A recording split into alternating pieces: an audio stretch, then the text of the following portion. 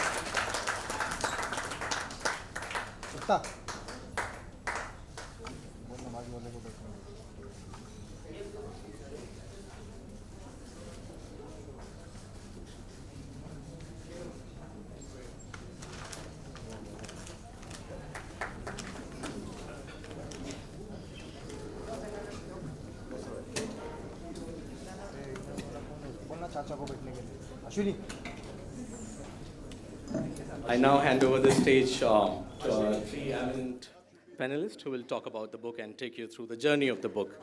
Over to you, Mr. Dharkar. The show is yours now. Sorry.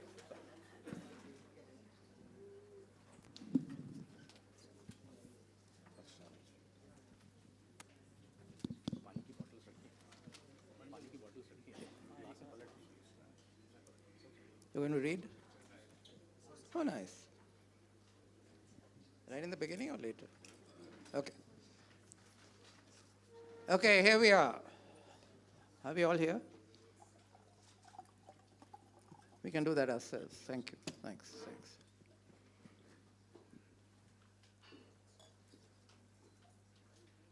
Thank you. It's lovely to see a full house in spite of the weather. Mr. Bachchan has been on a tour of the city, which he didn't intend to, but he's here. As always, he never lets anyone down. Parikshit, let me start with you. Your father died in 1973. That's 46 years ago. 59. He was 59. He was 59, but it was 46 years ago that he died. My question is, why did it take you so long to write the book? Why didn't you do it earlier? So I wouldn't have, even if I tried very hard, had it not been for a couple of people who started kicking me in the shins. One was an editor about 5-6 years ago in Delhi. Then there was a gentleman called Ali Peter John, who's sitting somewhere here. And a friend of mine from LA, a lady called Sayal, Hershey Sayal Gill. They just got onto my neck and caught me and said, "Chadi leke ke likho." And I had no way of getting out, so I had to write. But the strange thing is that once I started writing it, I was given the advice by Ali, "Pehle khopadi mein pakao." So that was a very great revelation. The moment I started thinking about it, a flood of memories came back, and the laptop opened and it all came out in torrents. And the strange thing is that I wrote the first 2 chapters, and then the book wrote itself. I didn't know how it happened. Do you think someone was guiding you? I had the feeling, sir. I had strangely felt the presence of my father very strongly, and I felt I owed it to him to. People know him as a fine actor, but there are very few people like Brother Amitabh and his dad, who was very close to my father, who knew him more than as just an actor. So I thought it's high time people came to know about the other side of him as a father, as a brother, as a friend, as a husband. So that's what made me. I felt it, I owed it to him, because now I'm getting on in years myself. It's high time I wanted my kids to know about him, because they were born after he passed away. But tell me, was it an experience that made you sad or happy, or because there are a lot of very touching moments and some very difficult portions in the book, which must have been quite cathartic to write, and were they difficult to write? Sir, I'd like to recite a poem by Shelley. We look before and after and pine for what is not. And our sincerest laughter with some pain is fraught. And our sweetest dreams are those that sing of saddest thought. So there was an element of elevation at times, and of course, an underlying sadness, which I feel all sons feel when they miss their parents, their fathers. So at certain moments, I became very emotional. And at other moments, I remembered the good moments when we were together in Gulmarg, for instance, where we joked around and fooled around in the Dal Lake, for instance. So there were happy moments, but there were a lot of sad moments. And many chapters, I couldn't help weeping, because, I brought back, I saw him in a light that I'd never seen him before. Writing made you see him in that light. Well, I'm now a lot older than what he was when he died. I'm nearing my 80th year now. So, in those years, I didn't understand him. I was much younger. But now when the memories came back and I looked back and I realized it's very difficult to understand your parents in entirety, you see. And I realized that he was much greater than I had thought him to be. Many sides of him which were revealed to me. He always said a man and his performance should be like an iceberg. I feel the same way about Amitabh Bachchan Sahab. It should be 1/3 above the water and 3/4 below. 2/3. 2/3 below, sorry. 1/3 above the water, 2/3 below. Because that's what doesn't show. But that's what gives weight and solidity to the iceberg. So I got a glimpse of that 2/3 below the water. And that shook me up. Wonderful. Amitabh, you've done a really nice forward to the book. Are you going to read it? Oh, lovely. Please, yes.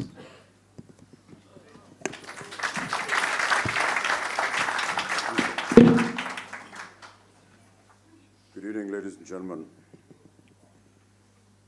Never have the speakers that came before me been as subtle as they were regarding the word late. And I think I counted about 5 times when they mentioned late and kind of gave me a side look and saying, "You're late, buddy."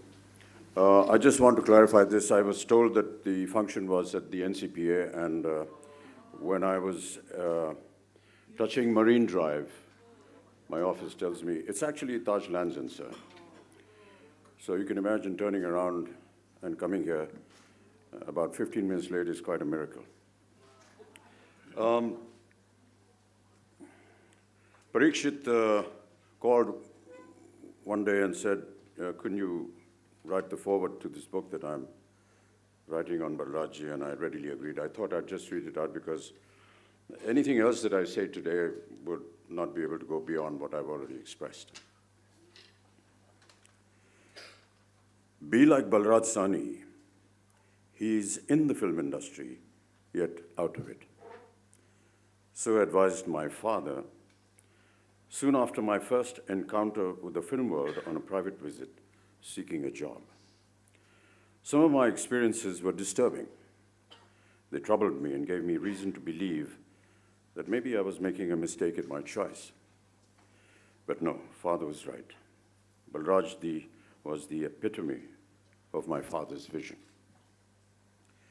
When he looked at you with his endearing smile, extending his arms in embrace, and spoke, you felt it was your heart that spoke, not his. It was as though the air around him came from a different world, a world that embodied gentility, the goodness of nature, the resonance of divinity. And as I drive past his home in Juhu, as I often do, I cannot but look at it in despair. Time and desolation have ravaged it and added to it what did not belong to its owner. Diverse conditions are the fatalities of life, and the house symbolizes this reality.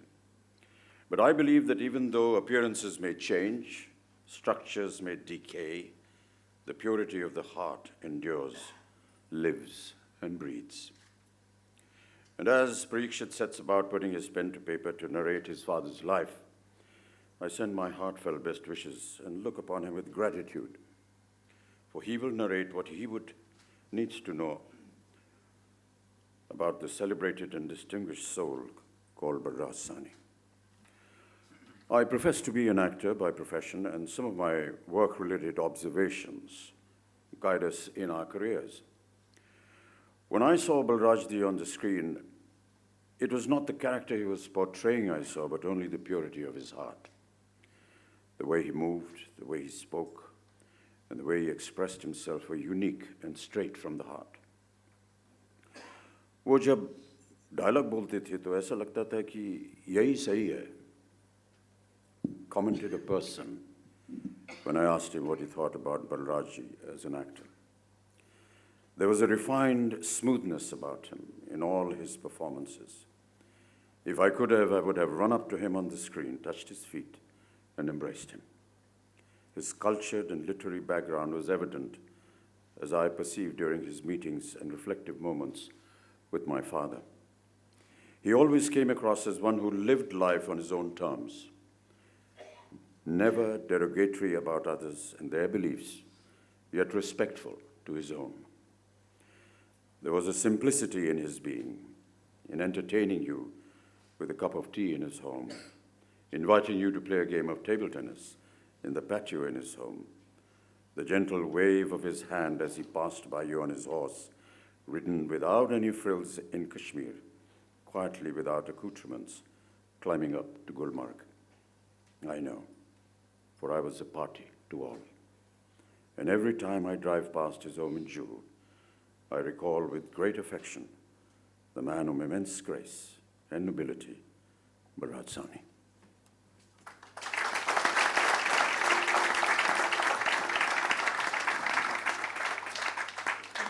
Thank you.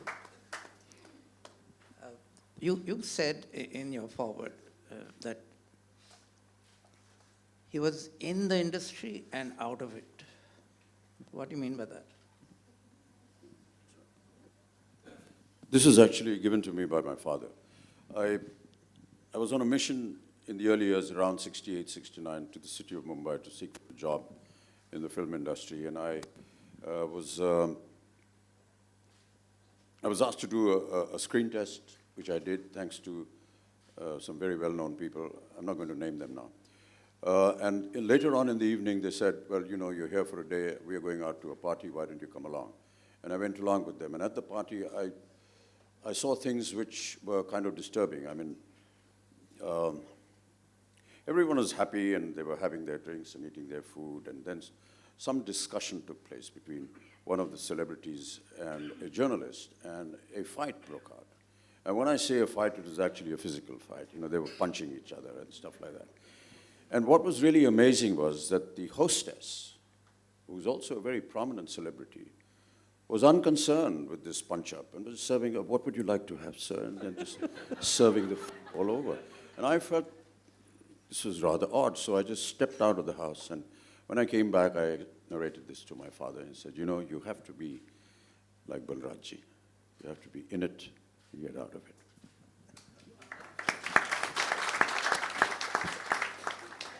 How would you describe Balraj Sahni's acting style? I just mentioned it. He was just, you never felt that he was performing. Yes. He was always so real, so simple. And as I said, when you ask somebody on the street, he said, "वो जब बोलते थे तो ऐसा लगता था कि यही सही है." That's a great compliment. Right. Because many of us are incapable of getting that kind of compliment from a common man on the street. And when he thinks that this is what his performance was like, then you tend to believe it. By the way, Parikshat, this is a really well-written book, so you obviously inherited some of the writing ability from your father, who was a writer, apart from being an actor. And your uncle, Vishamji Sahni, yeah. who was a full-time writer. Yeah, he was a full-time writer. So there's something has come into you, which I wish you had realized earlier. I don't know, Anil Saab. I think, again, Shelley has said that poetry should come to a man like leaves to a tree. Otherwise, it needn't come at all. So, writing is something that comes to you like leaves to a tree, you know. It is something, I mean, it can't be learned, it can't be copied, it cannot be inherited, I think. He's a poet too. Yeah. No, really, it's something, I don't know, I've been writing since I was in school, I've been writing since I was in college, I did literature in college. And I've been writing ever since, but nobody took it seriously. They said, "Ye to actor aadmi hai yaar. Kya likh ke le aa rahe ho?" I went to several papers and said, "Please publish this article or this little thing I've printed." Some people did, and the others dismissed me as being, "Yeah, you're an actor." But you had a story published in the Illustrated Weekly of India. Yeah, that credit goes to a lady called Anis Jung. I wrote about 2 or 3 paragraphs and she saw them. And she said, "Sit down now and finish them." And she made me sit till about 3 o'clock in the morning on my underwood and type it out. And I kept saying, "Yaar, chodo ye, kai ke liye kar rahi ho, thak gaya hu. Khatam karo, khatam karo, khatam karo." And she took it and gave it to the Illustrated Weekly, and they liked it. And it was published. That was Anis's doing. I think I owe her a great debt of gratitude because she's the one who started the whole ball rolling, you know. Right. In the book, you often refer to your stormy relationship with your father. Yeah. But I also saw a lot of extremely loving episodes. So it was a kind of mix, right? But he was never harsh with you. No. On the contrary, I think he told me very early in life that just forget that I'm your dad. Let's be good friends. I had my first cigarette with him. I had my first glass of beer with him. He said, don't do anything behind my back. Early in life, he even said, don't call me dad. Don't call me Pitaji. Call me by my name.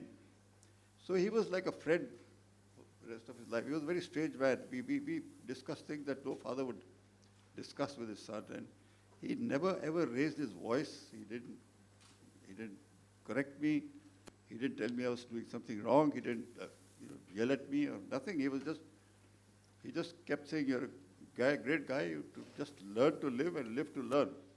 That was his motto. So were you a spoiled child? Beg your pardon? Were you a spoiled child? I was, yes. I was thoroughly spoiled. Thoroughly spoiled. Absolutely.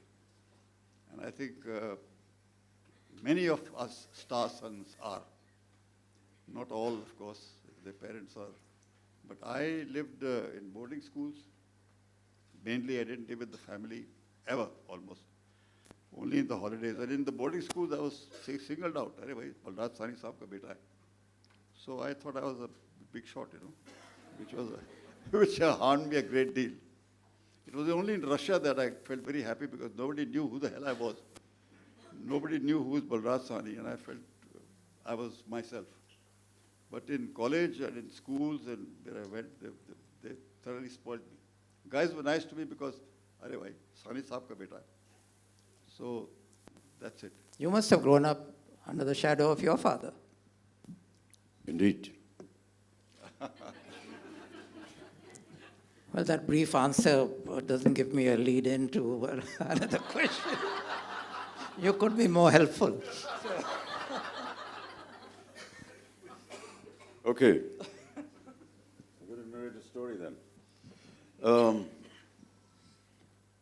I've said this many times before in several other events, but because you've raised this issue, I think I'll talk about it. I'm referring to a poem my father wrote. It's called Wasiyat Nama. Every one of us at a certain age writes a will. And I won't go into the recitation of the poem, but I'll just give you the essence. He says that, in the poem, he says that, a time comes in your age when your friends and well-wishers say, umr kafi ho gayi hai yaar, ek wasiyat nama likh do, life ka kuch pata nahi hota hai, और जो कुछ भी देना है अपने परिवार को, बेटों को, ये सब अभी से तय कर दो, क्योंकि बेटों को भी बड़ा आजकल सामना करना पड़ता है अपने आप को साबित करने के लिए कि हाँ भाई ये मेरे पिता हैं. तो he wrote the whole thing, and one of the things he said is, look, I don't have much to give and leave behind for my children. I just have my written works, and later on in his life he used to go for a walk and pick up a stone, and he used to find an imagery in it and draw a few lines, and it would come out. And he says, these are the rocks and these poems that I have. But some of the most important thing that he said in that poem, which was that what are you going to leave behind? And he said, Can you recite that bit? Put saput kyu dhan sanchay, put kaput kyu dhan sanchay. And then he wrote that the last line, and he said, मेरे बेटे बेटे होने से मेरे उत्तराधिकारी नहीं होंगे.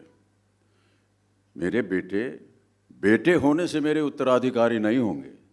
जो मेरे उत्तराधिकारी होंगे वो मेरे बेटे होंगे. So Parikshat is an excellent example. He is the true inheritor of his father, and therefore you are the true Uttaradhikari.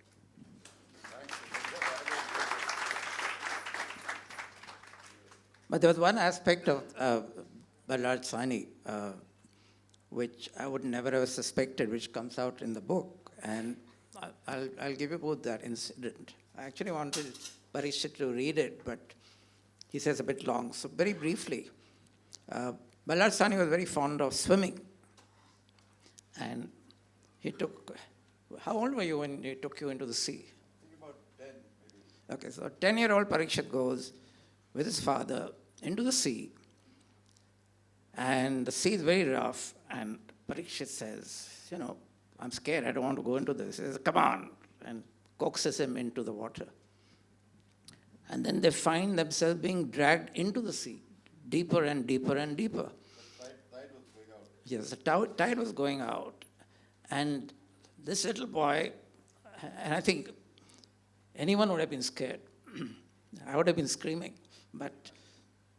And it goes on, and Balraj Sahni is absolutely calm. And he's saying, why are you worried? The tide is going in, it'll come back. And we'll come back with it. So don't fight it. Just relax. You know how to swim, and the sea makes you float, so just stay there. And they went deeper and deeper into the sea. And then finally, they find a little boat coming to rescue them. And there's an Englishman paddling a kayak. And he comes near them. And Balraj Sahni says, go away, we don't want you. So Parikshat is saying, but Dad, we must get into that boat. Someone's come to save us. And he just refuses. And when he sees it's an Englishman, he says, you Englishman, we don't want you here. You go. So, of course, the Englishman has some choice swear words for Indians and goes back. And these two stay in that water for 2 hours. And then the tide goes back, and there they are. That must have been traumatic for you. Yeah, I shivered. Mike. I thought that was the end of my life. I was petrified absolutely. And I thought Dad had finally gone mad because he started singing songs. And he started floating and he started joking around. And I said, "Ye pata nahi kya ho gaya? Dad ko yahan mar rahe, yahan pe daddy." And then this Englishman, he came and said, "Come on, get into the boat," because a lot of people had collected on the seashore. We were about a mile out, and they guessed that they're in trouble.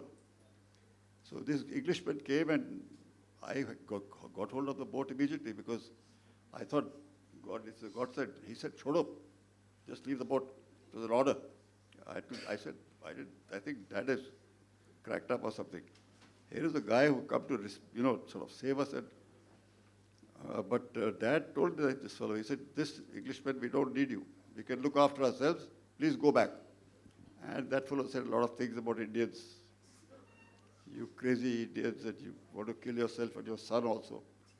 And yes, sure enough, we floated after that for a long while. He kept singing revolutionary songs.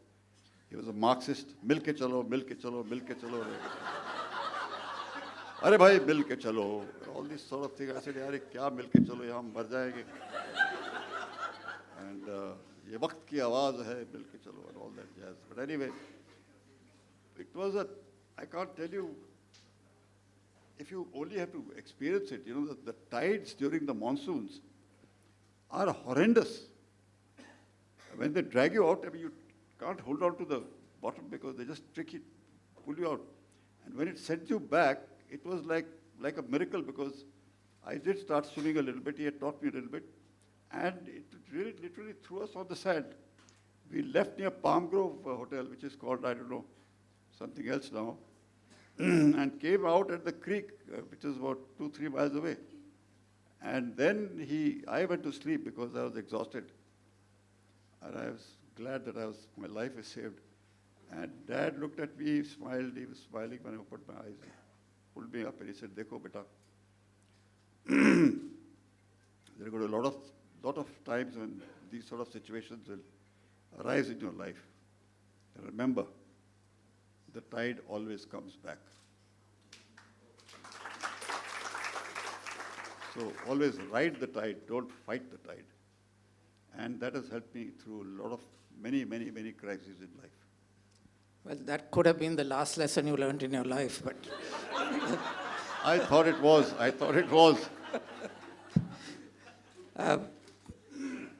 Balraj Sahni was a real Marxist, and he very deeply believed in the Marxist philosophy. Absolutely, completely, utterly. And you were talking of him singing revolutionary songs and Mil so ke on. chalo, mil ke chalo, mil ke chalo. But there are wonderful scenes in the book which shows his Marxist leanings. There's one of these high society parties where he comes wearing a dhoti and Lungi. Lungi kurta, Yeah, Punjabi style. and he doesn't like this kind of socializing with, this useless chatter and pretentious chatter.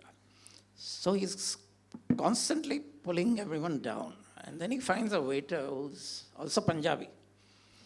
And he finds he's speaking a different kind of Punjabi from what he knows. So he gets a drink for the waiter. They sit on the floor and they have a long chat. Of course, the hostess is not very pleased. And anyway, the story goes on. I'll leave you to read it.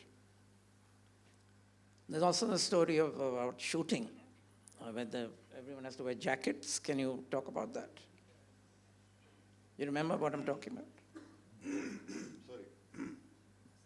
You see, I was not trained as an actor. I did my college work. I went to the institute in Moscow to study film direction and writing and editing. And I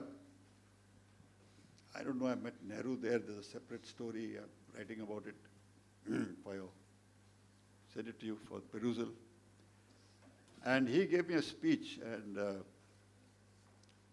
he said that, India was, is your mother, you should go back and all that. So I came back to India full of feelings that one must serve one's motherland and all that, because the Russians really somewhere in those days, Soviet Union, they looked down on India and I didn't like it. So I said, I must be of service. How can I be of service? As an actor, what can I do? And I really became an actor because of Dad. People thought, yeah, आदमी तो ठीक लग रहा है, थोड़ा बहुत तो सीख लिया होगा बाप से. बना दो इसको एक्टर, ले लो फिल्म में. But I made a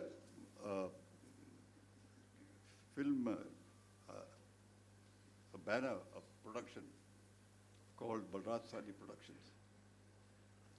And I made some television serials because making films is a very tough job. And through those, I thought maybe I could serve, be of service to the country and, say some good things through those scripts. And one day I was shooting with these, just for Yash Raj, Yashji's video division. He liked one of my stories and he said, you make it. And one day I was shooting till very late in Rajkamal Studios. So there was overtime ho gaya. So I told this, my production guy, I said, keep the important guys, jinke close-ups lene hai. Baki junior artists ko bolo, they can go.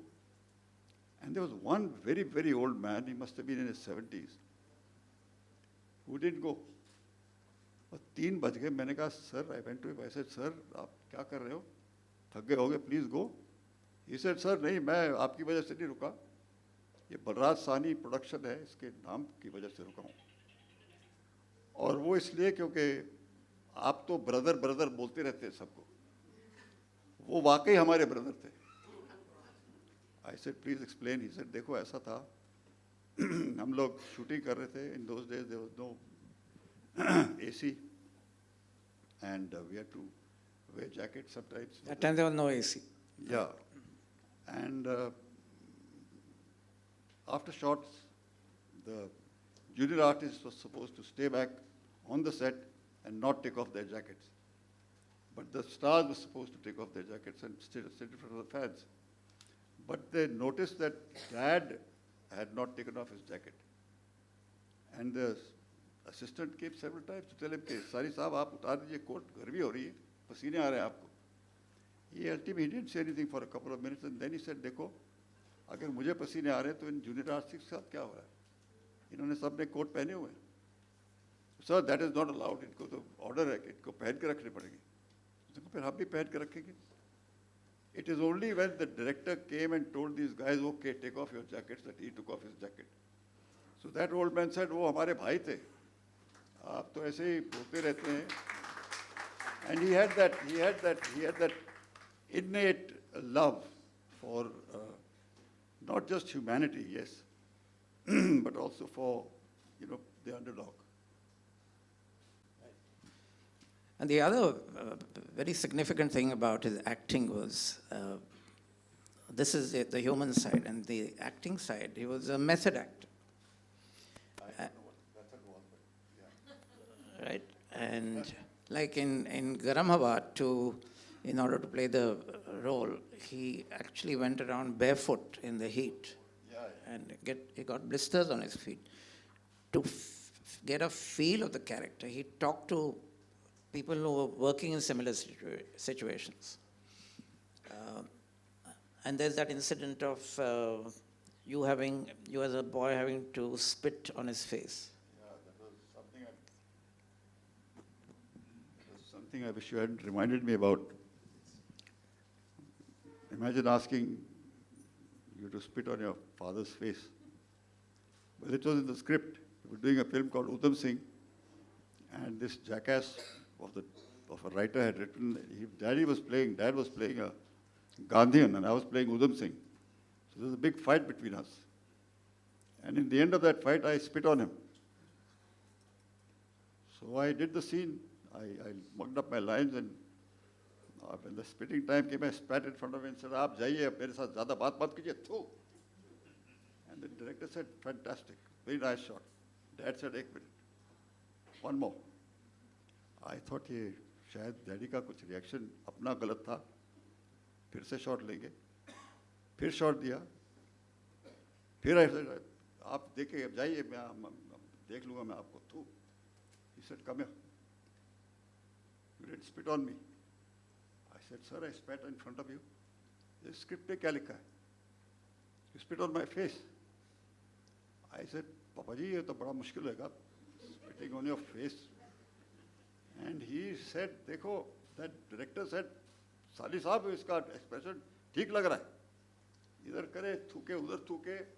आप daddy ने कुछ 11-12, उस जमाने में there was no digital. The film was very expensive, The film stock. 11 or 12 retakes were a lot of money down the drain for the director, the producer. And every time I'd spit, I said that I thought about cleverly that I'd spit on the left, a little on the right. Dad would say, "No, one more." Ultimately, I got the idea that I'll just make the noise. I won't really spit. Okay, देख लेंगे आपको, आप जाइए अपने रास्ते में, देख लूँगा आपको, थू. So he said, "एक मिनट इधर आ, मेरे मुंह तक कितने?" सर वो बोल दिया ना सर, इतने दूर लॉन्ग शॉट में क्या दिखाई देगा कि मुंह पे आपकी स्पिट लगी हुई कि नहीं. He said, "No, we have another one."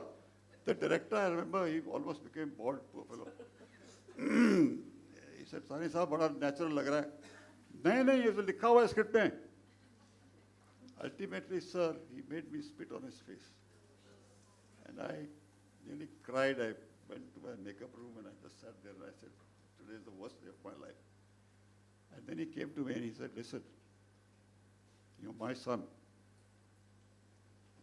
Either stop acting, just leave this profession. But if you do it, then be honest to yourself. I'm not your dad on the set. I'm the Gandhian, I'm the villain. You're Udham Singh.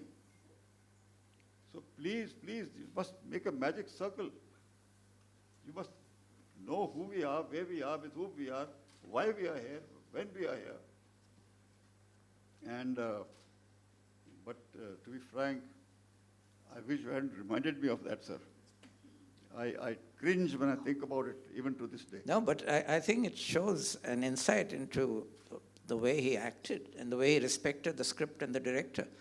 And Amitabh, I think you have followed that same philosophy in your career, that you have not, in spite of the stature that you have, you never tried to tell the director what to do or tried to deviate from the script. Am I right? Yeah, I think that the essence of every film is what comes out of the writer's pen, and I think that needs to be respected. I also believe that he's the one who designs an entire film. He thinks of the characters, he thinks how they should dress, he decides how they will say their lines, he decides the location as to where it's going to be, And I'm sure that this is in conjunction with the director, but if he has gone through so much trouble to do that, I don't think I have any right, if I'm a professional and if I've agreed contractually to follow what the director is going to ask me to do, then I should follow the writer. That they are the most important people in every film. And I just do it out of my respect and regard for the writer. As Balraj was saying, you have the story. Once it's written, I do believe that that is final. If you have a difference, yes, you sit before going onto the set. But once you're in front of the camera, then you don't argue. You just do what is asked of you to do. But suppose, with your experience, you find that the script could be improved or the shot could be taken in another way. Would you not have a friendly word with the director? I would, yes, but I would leave the final decision to him. But you would never take over directing as some of our stars have done, surreptitiously. I'm just about learning how to act. I can't direct at all.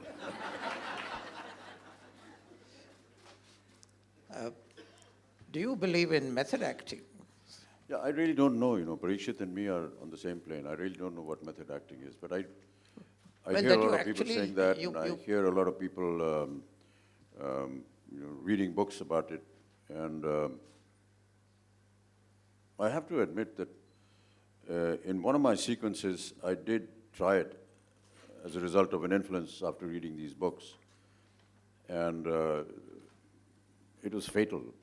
I mean, I was to come exhausted. I don't know if any of you have seen one of my films called Diwar. There's a fight sequence in the garage, and after the fight is over, he comes out exhausted and walks to a tap and he cools himself down. Now, the action sequence was done in Rajkamal's studio, and where he comes out of the garage was at the Bombay port, one of these gates, and that was after about 6 months. So in order to recreate that kind of look and atmosphere and exhaustion, I thought, I needed to prepare myself. So there were about 8, blocks of these, I don't know what you call them, where they store all this stuff. And it's about a mile down the road. So I kept running up and down, and by the time he said action, I actually collapsed because I couldn't stand up even. So that's as far as, method acting is good. And then I read about this famous incident between Laurence Olivier and Dustin Hoffman. Dustin Hoffman. Where he did something similar. And when he was exhausted, Laurence Olivier said, "Buddy, why don't you try acting instead of, running up and down?" So everyone has their different interpretation, Parikshat. I can't understand. I believe that Sir John Gielgud has very correctly said, Sir John Gielgud, great actor. He has said there is no such thing as a method. Every actor has his own method. We all evolve our own methods of acting, But this thing about method acting is, I don't think there is. I was once spent some time with Dilip Saab, and he was narrating an equally, almost a funny incident. He was with an actor, and he said, the actor came to me and said, "Sir, आप ये जब कोई नाराज होते हैं तब आपकी आंखें लाल कैसे हो जाती हैं? क्या डालते हैं आप उनके?" तो दिलीप सर ने कहा, "मैं कुछ नहीं करता हूँ, थोड़ी देर ऐसे बेंड कर जाता हूँ, और खून जो है वो आंख में चला जाता है, उसके बाद मैं खड़ा हो जाता हूँ और आंख लाल हो जाती है." So this character said, "यार, ये तो fantastic idea है." So just before his shot, he went down, pressed his when we got up, he fainted. Fell down. So everyone has their own ideas of how they should, prepare for a scene or do what they want to do.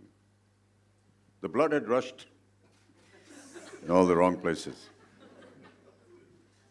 But you feel that Balraj ji actually did this for every role, right? He got into the character very deeply. He didn't just act.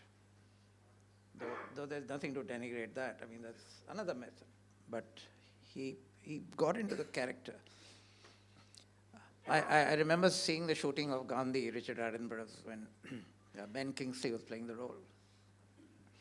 And throughout the day when they were shooting, he stayed in the character of Gandhi, Mahatma Gandhi. including the posture and everything. So even when the shot was finished, and you had to wait 2 hours for the next shot, and maybe he's having a cup of tea or something, but he would stay in character. And I suppose some people do that. You think it helps acting?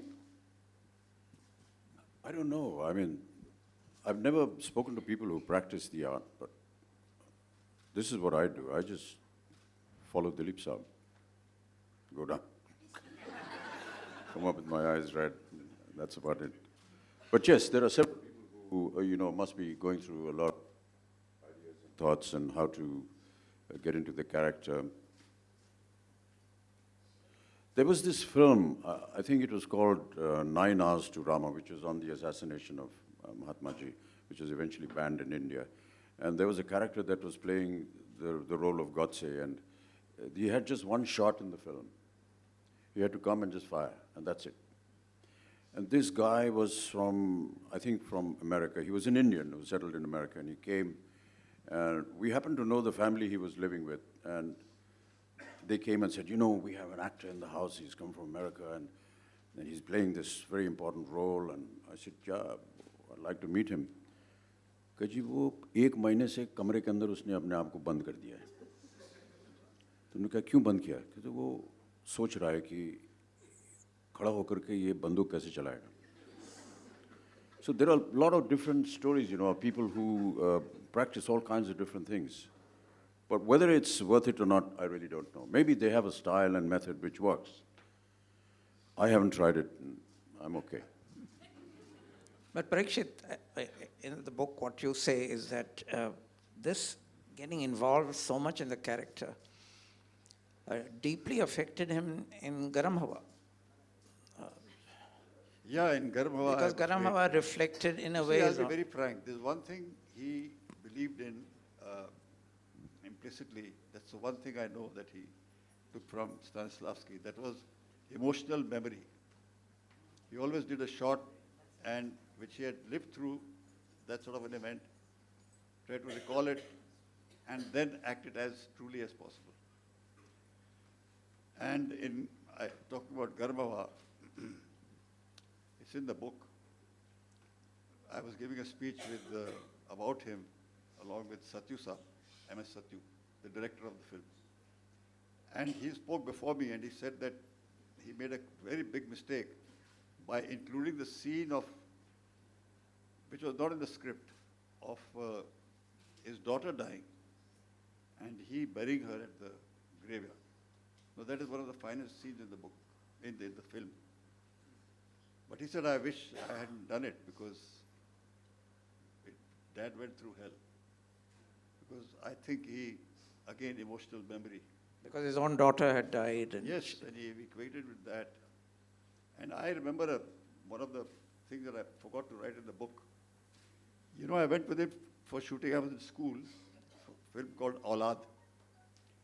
And he had to give a shot where, he's telling the Seth. The Seth has taken his son. His wife has died.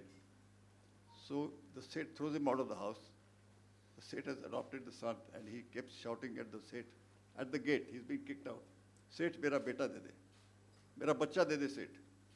He did it so well that everybody clapped. It was, after that it was pack up. And he came home. I sat in the car with him. He was a little out of sorts. I said, sir, bada badhiya shot siga. Bande ro paye. Kala chup kar. Then we reached home. He stopped the car at the gate and he said, wait a minute. We got to go back. I said, sir, it's pack up. It's wrap. And he said, no. He rang up, I think, both Sehgal Saab, it was the director. He said, get the set opened. I have to do that shot again. Sehgal Saab thought that he was crazy because by that time the studios were locked at that time and guys had gone home and started drinking and all that. But Dad got that thing opened. And he gave the shot again. But this time, there was no crying. There was stunned silence, absolutely. And I think that film ran because of that one shot. No, but what was the difference? The difference was when he came back, I said, Paji, ki lod kisi? Siren तकलीफ देती तुसी फिर से lighting की हुई. He said, yaar, I just remembered what I felt when your mother died. But when I gave that shot, I gave it mechanically. I wanted to get into the same feelings that I had when your mother died. Therefore, I had to go back and I had to be true. He said, don't act. He used to tell me, believe. Acting is not acting. Acting is believing. So I think he exercised this thing about, emotional memory a lot, and always went back. And that, by the way, shot in Garmawa, it killed him. And M.S. Satyu said that. He said, I wish I had not put that shot in. But he took it to heart in everything that he did. He took it to heart. And he's a very sensitive man. So that was his method. Can you read a passage from the book? Sir, he's read the best chapter in the book. Happens to be the one that Amitabh has written, by the way. You can't read the same one. That's the foreword. And he's written it, so there's no need for me to read anything else. I don't think there is. If you like, I would, but I'd read a paragraph or so. Yeah. Can you get me my iPad, please, ma'am? iPad. Some passage must be read. Just read a paragraph. Can I sit and read, sir? I've hurt my Okay, knee very badly.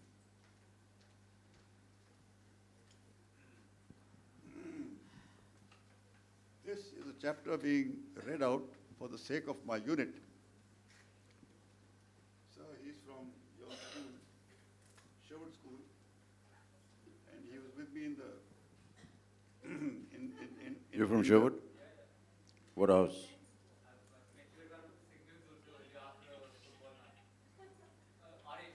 Robinhood, thank you. We're in the same house. तो sir ये मैं जब भी इनको बोलता हूँ इन सारे मेरे यूनिट वाले बैठे हैं यहाँ पे इनके साथ हमने भी सीरियल किया है कि मैंने शिवाजी का रोल किया है. So they laugh their guts out. So I have, by the way, written a chapter on shooting for Shivaji. I have written this called Shooting for Shivaji. It's for you guys especially and for the rest of you. Dad was an atheist and did not believe in any religious practices and avoided religion like the plague. Nor did he have much knowledge about the tenets of any religion. I doubt if he had ever read any religious book. He was convinced that there was nothing good at all good about them.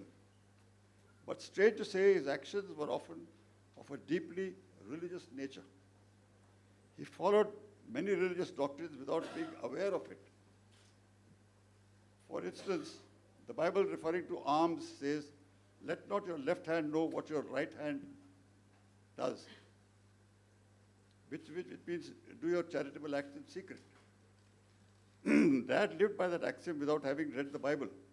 He never boasted about his altruistic activities and he always kept them secret. I found out a few years after he had passed away, when I was asked to play the role of Shivaji, that he was doing just that all his life without letting anyone know. Now this is when I was shooting for Shivaji, and it is during this time that I learned this fact about him. I'll read out one more paragraph and you'll get to know what Shivaji was, what I did in Shivaji. I still don't understand why the producer or director cast me in the role of Shivaji, who was supposed to have been of an athletic build, lean, wiry, energetic, with flashing, penetrating, hypnotic eyes. I was flabby, sluggish, lugubrious, lazy, dull, and had a spectacular paunch. My eyes were as hypnotic as those of a dead fish. I usually had a massive hangover during those days. Those were the days, my friend. We thought they'd never end. I was the least suited to play the role of the great Maratha leader. Dad would have been the right person to play that role. One day I heard somebody saying in a party behind my back, I wonder what Mr. Balraj Sahni would have said if he saw this slob of a son playing the role of Shivaji. Balrajji studied, researched, and lived every role he played. This fellow is a slug. He's an insult to his father's memory. This hurt me. I tried to make amends. I exercised, read a lot of books about Shivaji. But for the world of me, I could not get rid of the paunch. The horse, I apologize for writing this sentence. The horse I rode during the shooting usually let out a startled groan and a huge fart every time I mounted him. I'm sorry about this. I tried belts and cummerbunds around my waist. I tried jogging and calisthenics, but to no avail. I still look like a miniature sumo wrestler. Now I would like to read the entire chapter, just bore you. I read the end. You see, Amol Palekar, our friend, had looked at me when I said I'm playing Shivaji and said, "Hey, Bhau, be careful. If you make one small mistake, you'll be lynched publicly by the Marathas." Now, that didn't help me in performing the role. That made me look very scared. And during this shooting, of course, many things happened, which I don't want to read out. I want to come to Dad right away. Now, one day we were shooting in the countryside close to a small village near a small town in the sugarcane belt, when a bus loaded with some toughies arrived and made straight for me. The unit members were alarmed and fearing the worst, fled.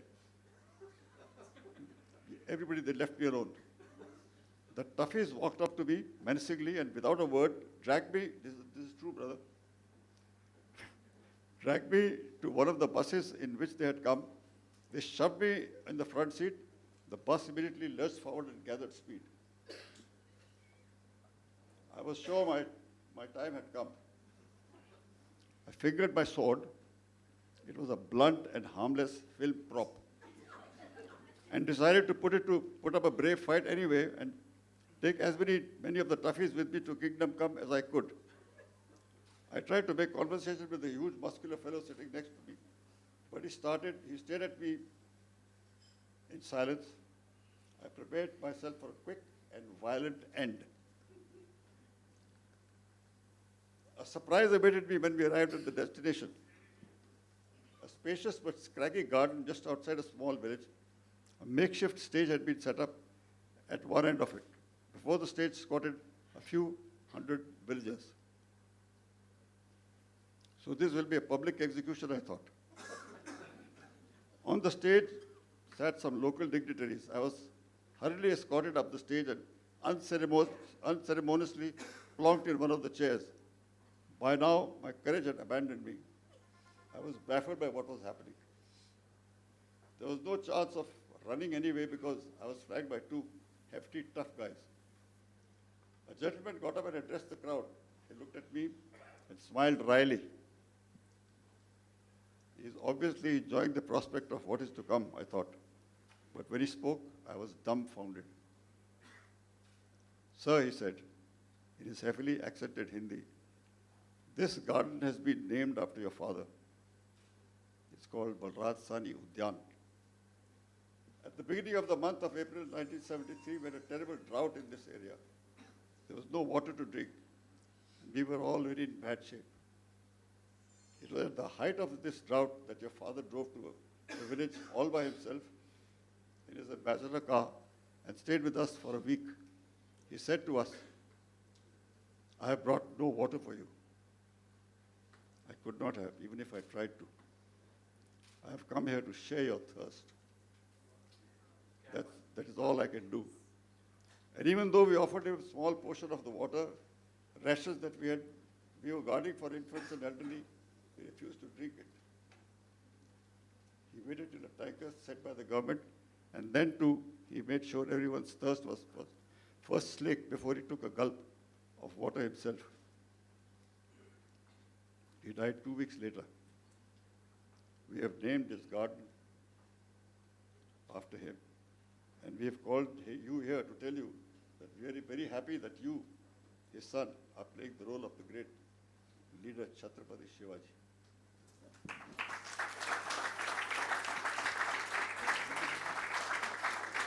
It was then that something happened that was very un-Shivaji-like. Tears came to my eyes. I wept. I don't know if it was from the sheer relief at being spared a public lynching or from the realization that Dad had done this noble deed so unobtrusively. Any present-day public figure would have informed the press, made a huge noise, and turned it into a great publicity event. My attitude to my role changed after that. I put my heart and soul into it, started to live the role, and much to my own surprise, was able to do some justice to it. Well done. So this shows that Balraj Sahni was in the industry and out of it also. So, clear. Do we have time for a Q&A? Just 2 or 3 questions. Okay, now we want brief questions, no statements, no speeches. Anyone?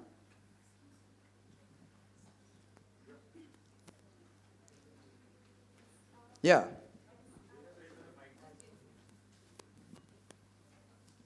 Hello, I would like to express my happiness and joy to be here with Mr. Bachchan and Mrs. Bachchan. I'm Piyu Sarkar, a scriptwriter, actress. I have a question that goes that it's a very meaningful message that's coming with the book, The Non-Conformist. And what is that thing that was always there in yourself, in your spiritual level, in your realism, that you wanted to express from your childhood, and that as an author, you feel that today you have been able to? I guess that is the true spiritual endeavor of all authors. If you can please enlighten us with something like that.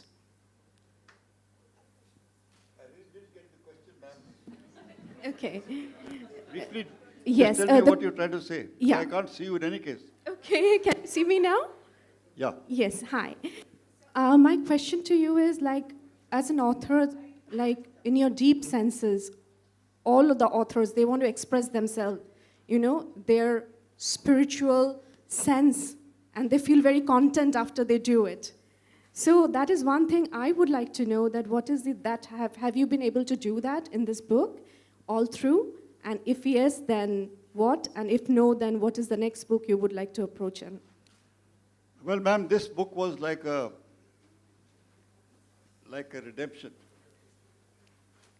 Because, to be very frank, I have this very guilty conscience of not being a very good son.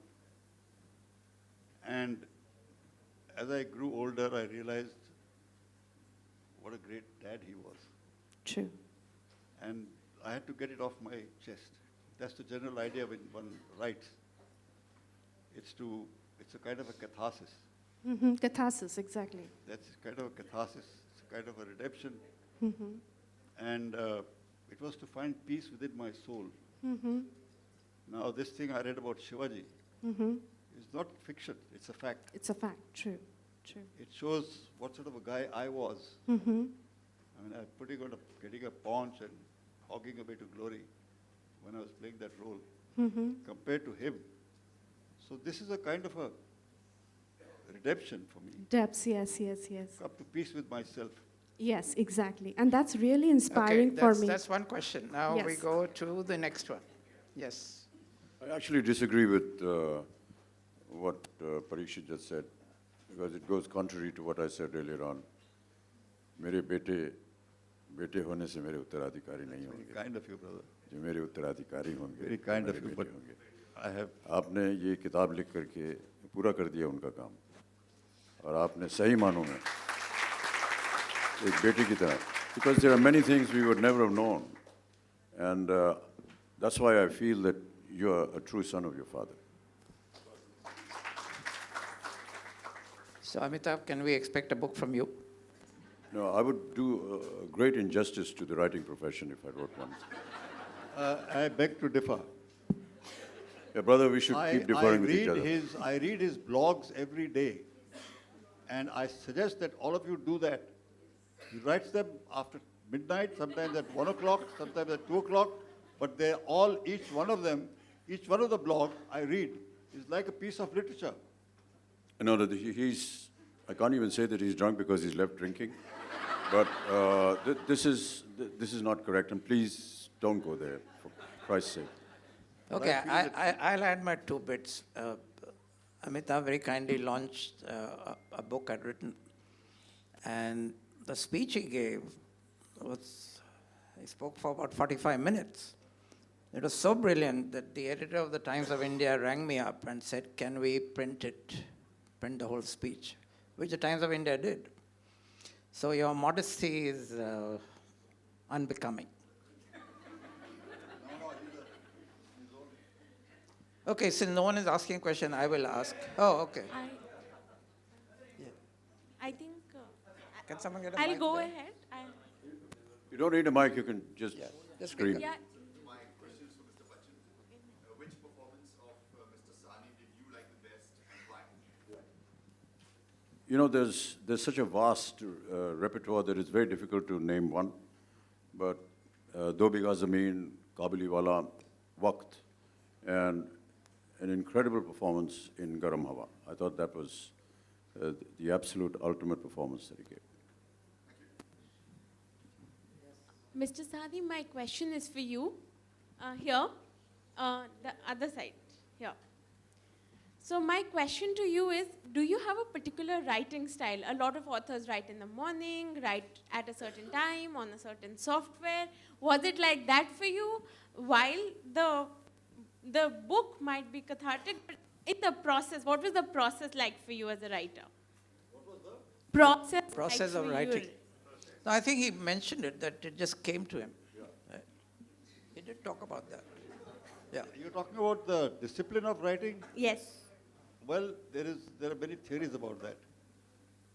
There are some guys who get up first thing in the morning and write for a certain amount. Some guys have these 900 to 1,000 words, but there's no real discipline. Everybody has his own way of doing it. Steinbeck used to start writing at 10 o'clock in the morning. This lady, her name is Julia Cameron, very good writer. Recently read one of her books. She writes all the time. I mean, if she goes to a cafe, she writes. Afternoon, she writes. So I think there's no... I tried to feel that I'm a writer by getting up early and writing, but that was play acting, actually. I wrote at all hours when it came to me. And usually when somebody like Ali Peter John or Harshi Syal or our friend Millie used the stick on my back. Likho. That's what I wrote. How long you took to write this book, sir? For how many months, actually? I think it took us 1 year 1 year, okay. to write it and then 1 year to get it out, published. Yeah, I would like to say something. My name is, here, sir, Nasir bol raha hu. Brother. I don't know how many of you over here know that, good evening, sir, that I am one of the very few fortunate people that my mother also got to act with Balraj Sahni Sahab in Do Biga Zameen. She had played his Rakhi sister, and my father has done about 8 to 10 films with Balraj Sahni Sahab. And it was Balraj Sahni Sahab who took my dad to Navketan Films and said कि वो आदमी है गुरुदत्त, वो director है, उसको पटाओगे तो काम मिलेगा. And that is how, from a bus conductor, he became Johnny Walker. So I am here because of him. And my privilege to work with Parikshat sir. Wonderful. So I think that's a very, very nice note on which to end this evening. Thank you, Parikshat, for being here and for writing this really, really wonderful tribute to your father. Can I just... And let me also thank Amitabh Bachchan, whose presence has elevated this evening. Just, like to just, say- Anil, just 1 minute.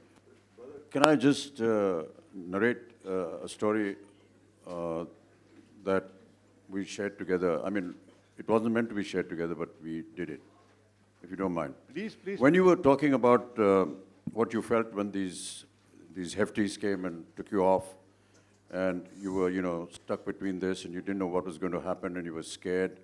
I'm reminded of, you don't have to write those expressions, because I've seen those expressions on you. Parikshat and me and several others were working in a film called Desh Premi, and it was in a slum area which was erected, and there were many, huge stars, Shami Kapoor, Prem Nath, Sharmila Tagore, everyone. And every time the scene would be over, we would all sit under one temporary roof, and we used to sit and chat. And, sorry brother, this is confidential. Manmohan Desai was the director of the film, and a few of us, junior assistants, decided that we need to, get brother out of. He was always very sort of serious, sitting around in one corner, and hardly communicate with anyone. And we thought that, he's come from Russia, he's learned this method acting, so probably he's into that zone. So we needed to get him out of that. So we devised something, and there was a junior artist who was a fantastic actor. So he started acting drunk on set. And I'll have to enact this a bit. So he would come very close to where this group of actors of us used to be sitting, and he used to come holding on to the table, and he would look at brother. And brother would look at him and say, yeah, fine. Then he would, and look very threateningly at, Parikshat. So Parikshat was getting a little, kya yaar, kaun hai? No, kuch nahi, the poor chap is drunk and all that. So next day again, this guy would come from another part of the set, and from there he's only looking at Parikshat. Now this went on for about a week. By now, Parikshat is getting really worried. I said, why are you worrying, brother? He said, no, brother, I was driving home, and I was stopping at the signal, and this guy was there looking at me. I think something's wrong with him. So then we enacted a whole scenario where we called this guy, said, kya kar raha tu? Usko do teen chapal mare wo. It was all fake. He fell down, and brother was a little relieved and all that. And then we said, it's not probably happening. So on the last day, this guy came up, and we gave him a little fake knife, and we took out the knife, and brother, he said, yeah, look, I said, this has gone too much now. And then brother decided to actually go up to him and whack him before we stopped him and told him that this was all an enactment just to scare you and get you out of your... I asked you for your pistol, yeah. Yeah, he asked me for my gun. I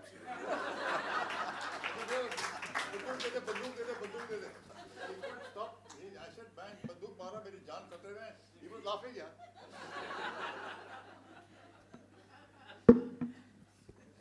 Well, thank you for that. Unexpected bit of acting. But yes, that was the expression I had on my face. Is absolutely. He was scared as hell. I mean, he said, "Kaun hai yaar ye aadmi dekhta rehta hai mujhe aise." Yaar pagal hai, chhod do. Then next day again, this guy would come exactly in front of Parikshat. So he's going to, get him. And brother was really worried. I was worried, sick, yeah, I asked you for a gun. That's why I would have.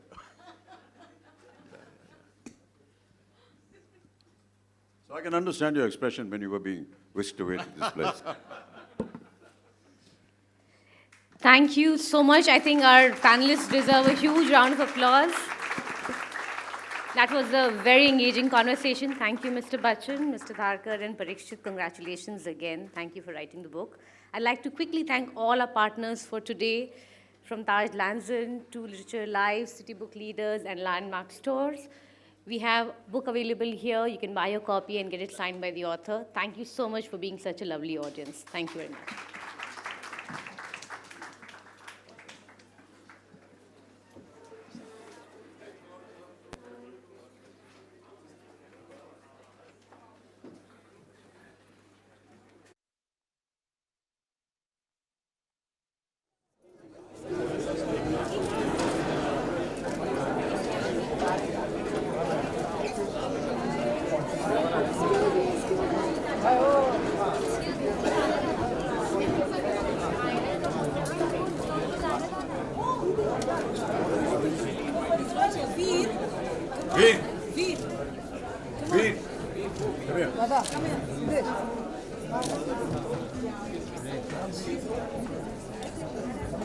Just wait, come.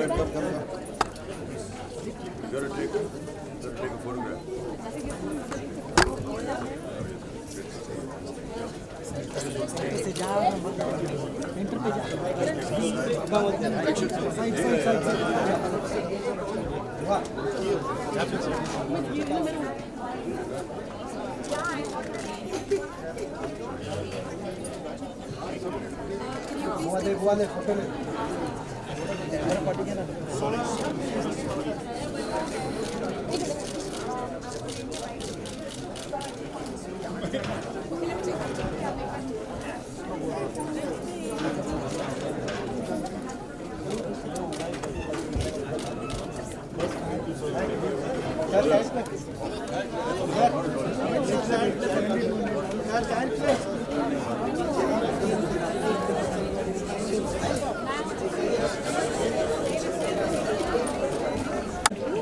No, this is a book that's not being. I'm very upset about it. They have taken things from my book and which is without asking. So I'm very angry about it. जय जी हाँ जी नहीं आप हमें